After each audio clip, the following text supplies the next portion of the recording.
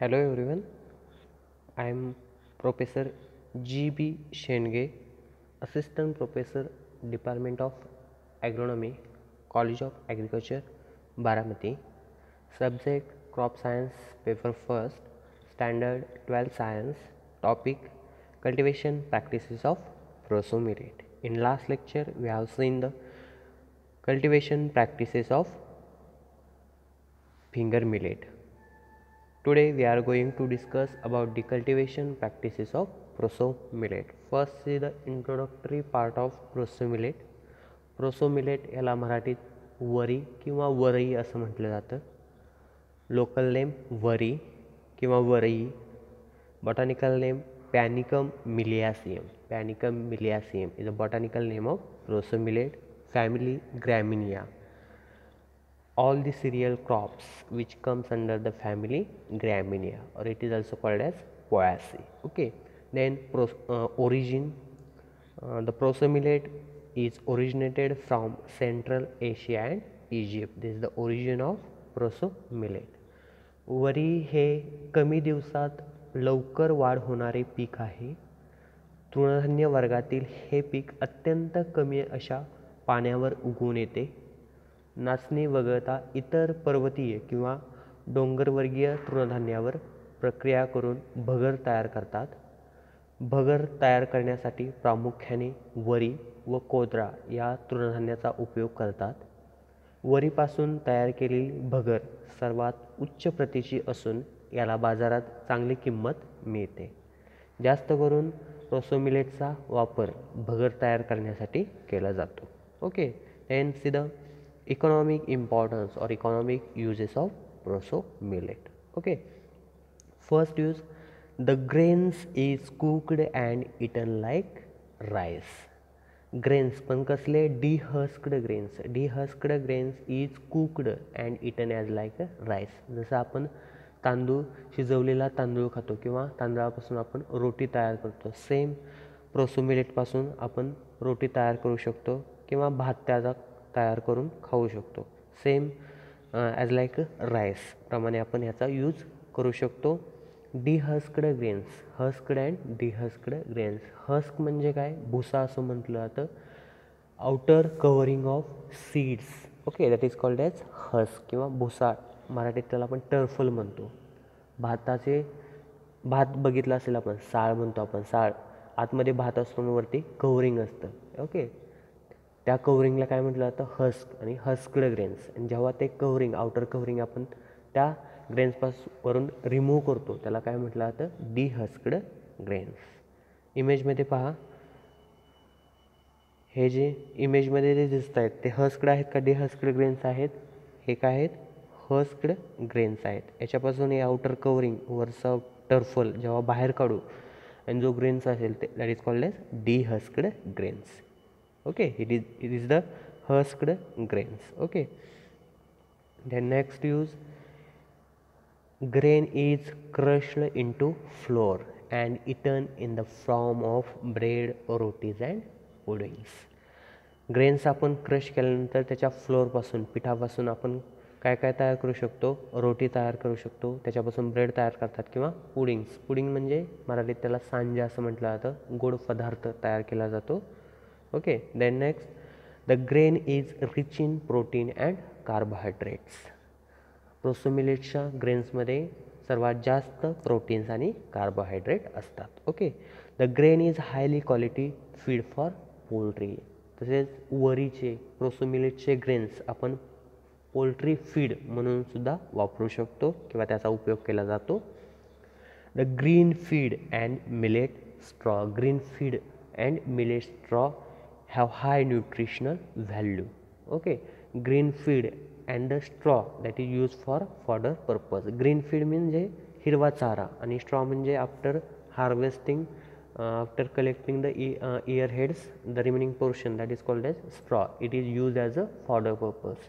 It contains high nutritive value. Okay, it is also used for fodder purpose. This is the economic uses of Proso millet. Okay, then see the nutritive value in Proso millet. Seen image, economic युजेसमध्ये आपण पाहिलं proso मिलेटमध्ये सर्वात जास्त proteins आणि carbohydrate असतात.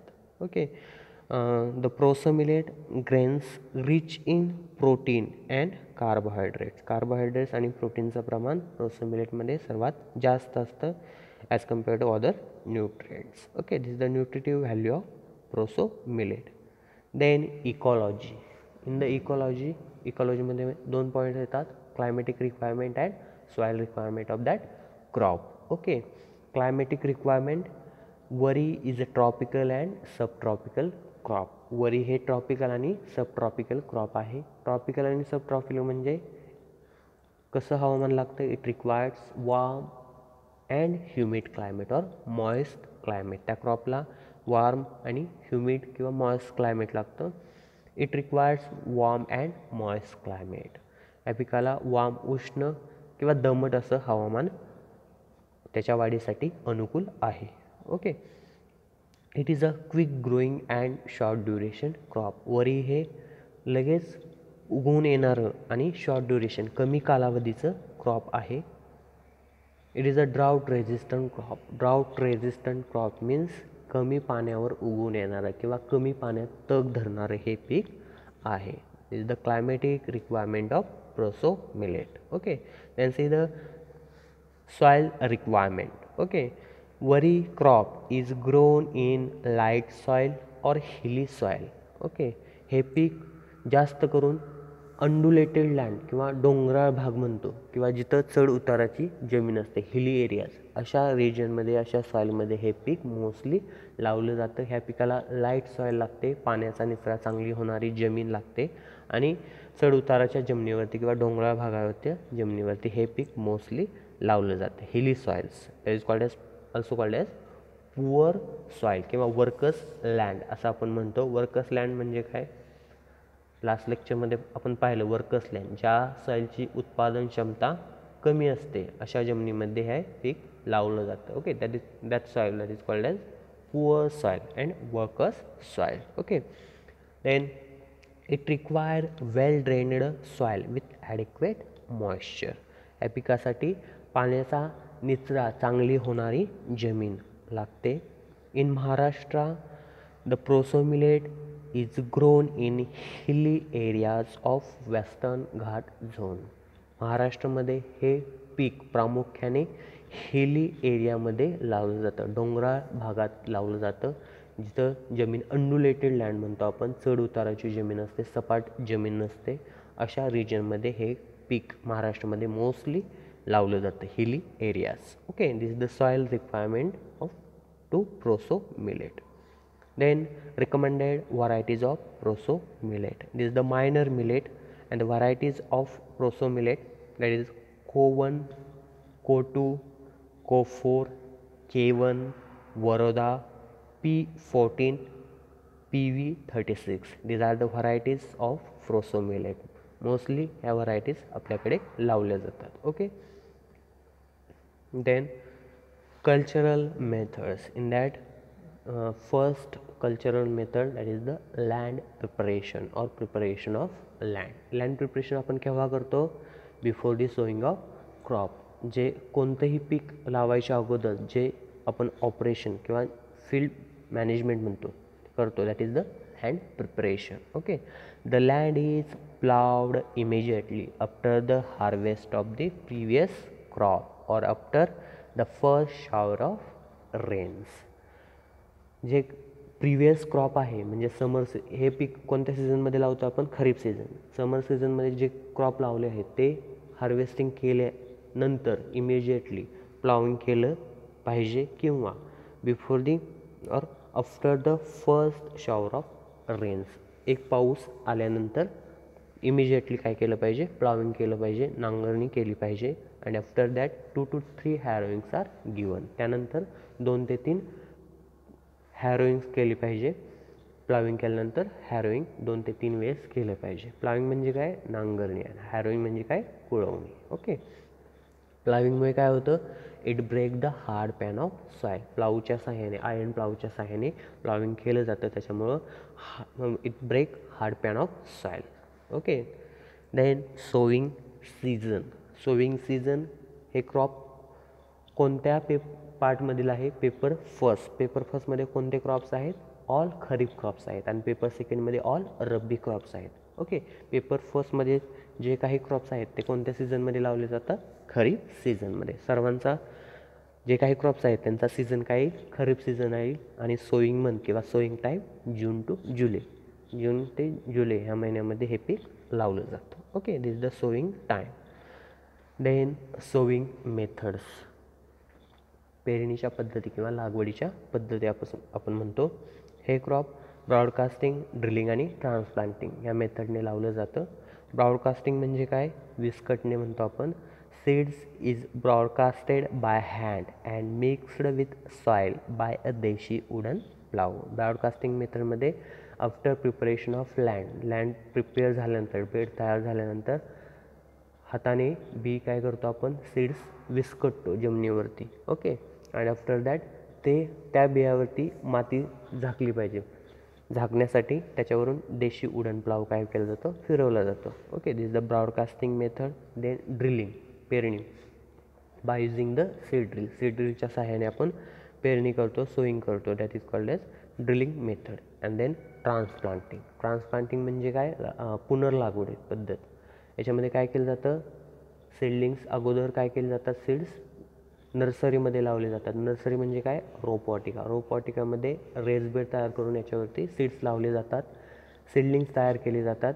जेव्हा ते सीडलिंग्स 5 आठवड्याचे होतील किंवा 10 ते 12 सेंटीमीटर त्यांची हाईट होईल, त्या स्टेजला हे सीडलिंग्स काय केले जातात? अप्रूट केले जातात, उपटले जातात आणि मेड फील्डमध्ये ट्रान्सप्लांट केले जातात. That is the transplanting method. Okay, आणि ट्रान्सप्लांटिंगमध्ये एका ठिकाणी 2 ते 3 हेल्दी सीडलिंग्स काय केले जातात? लावले जातात. Okay, this is the transplanting method.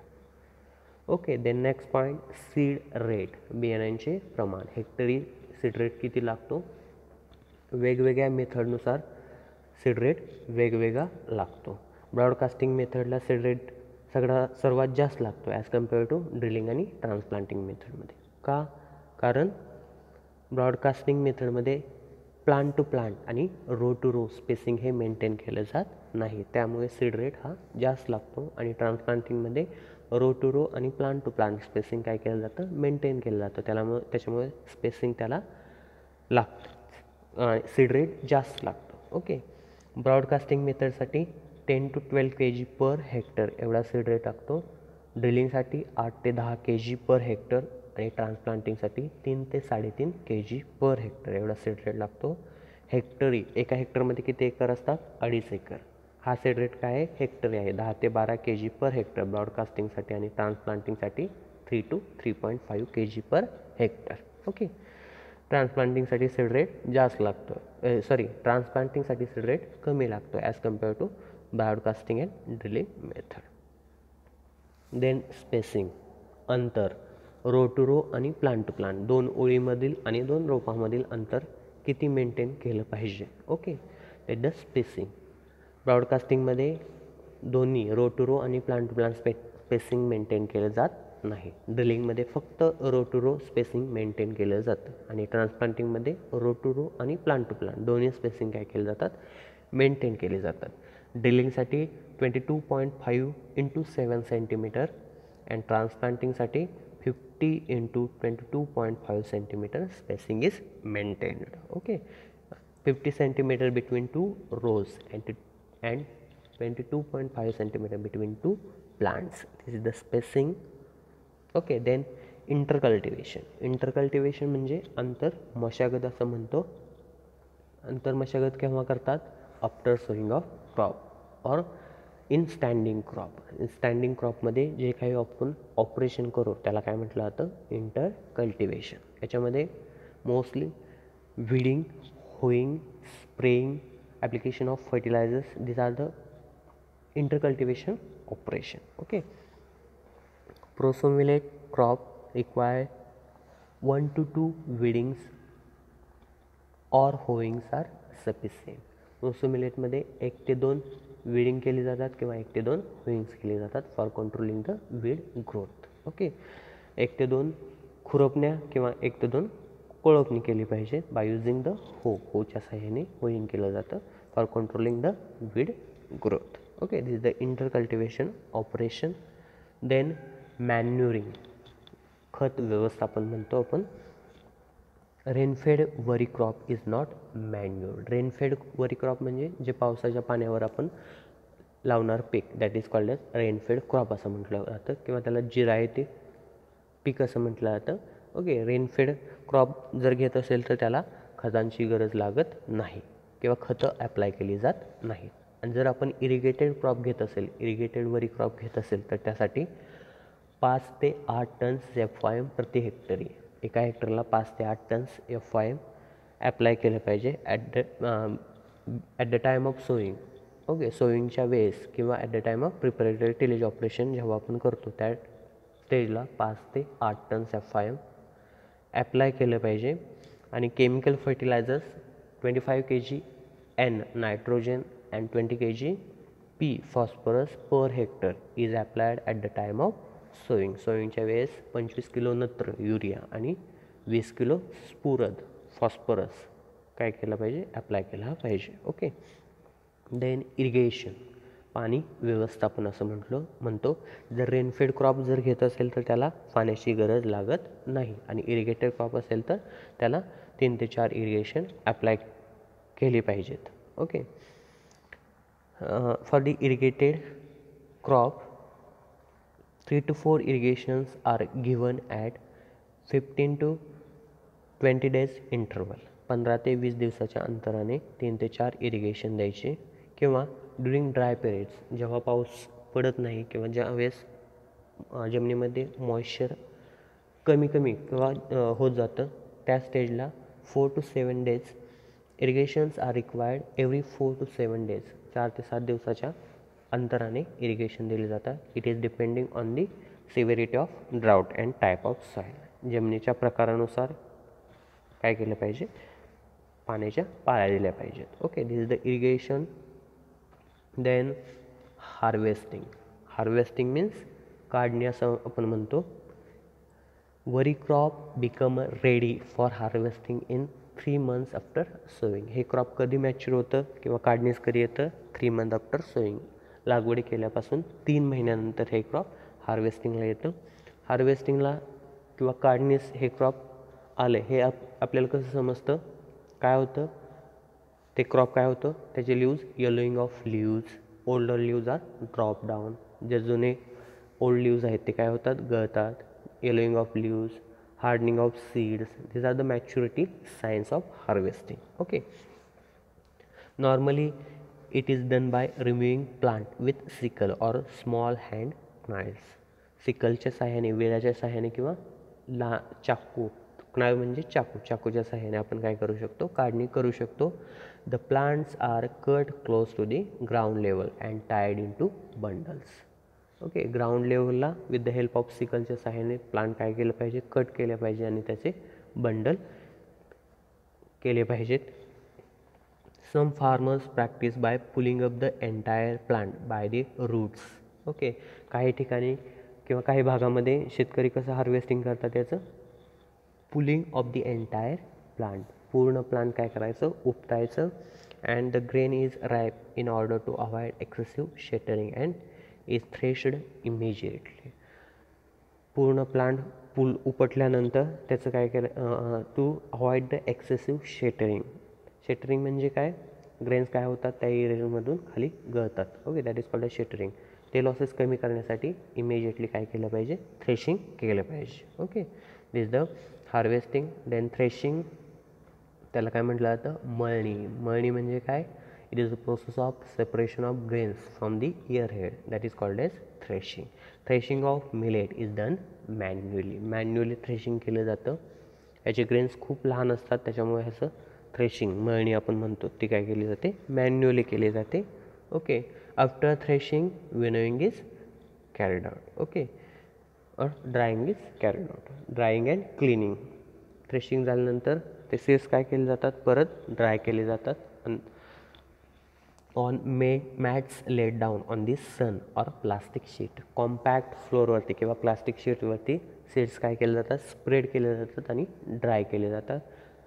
Drying कशासाठी केलं जातं, कशासाठी? To remove the excessive moisture from the सीडमधून मॉइश्चर कमी करण्यासाठी. आणि जर काही भुसा किंवा डर्ट मटेरियल त्या ग्रेन्समध्ये गेलेले असेल ते काय होतं, ड्राईंगमुळे ते ड्राय होतं. आणि जेव्हा आपण विनोईंग करू त्या वेळेस ते काय होतं, ते सीड्समधून इझिली रिमूव्ह होण्यासाठी ड्राईंग केलं जातं. After drying winnowing or cleaning is carried out. By winnowing common millet can be cleaned. Winnowing म्हणजे काय, आपण पाखडणे असं म्हटलं जातं. It is a process of separation of dirt material, leaves, stem etcetera from the grains. That is called as winnowing. Winnowing म्हणजे काय, पाखडणी म्हणतो आपण. त्याच्यामधून डर्ट मटेरियल बाहेर काढण्यासाठी किंवा स्टेम असेल, लीव्ज असतील काय, ते सेपरेट होण्यासाठी विनोईंग केलं जातं. Okay. And after winnowing storage. Okay. Then yield. Yield म्हणजे काय, उत्पन्न म्हणतो आपण. हेक्टरी ह्या पिकापासून उत्पन्न, ग्रेन इल्ड आणि स्ट्रॉ इल्ड किती मिळतं. Okay. From the rainfed crop. Rainfed क्रॉपपासून 4 ते 6 क्विंटल ग्रेन अँड 4 ते 6 quintal straw yield per hectare. एका हेक्टरमधून 4 ते 6 क्विंटल ग्रेन आणि स्ट्रॉ इल्ड हे रेनफेड वरी क्रॉपपासून मिळते. आणि इरिगेटेड क्रॉपपासून 10 ते 15 क्विंटल ग्रेन इल्ड मिळतं आणि 10 ते 15 क्विंटल स्ट्रॉ इल्ड मिळतं. ओके.